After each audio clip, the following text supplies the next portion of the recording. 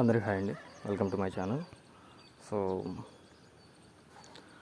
Market కనుక flat open అయితే 23,330 ఆ రేంజ్లో గనక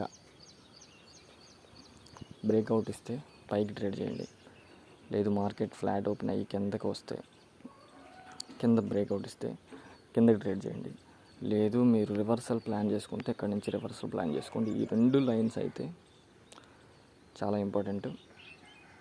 అదేవిధంగా మార్కెట్ గనక గ్యాప్ అప్ అయితే ఏం చేయాలో ఒకసారి చూద్దాం.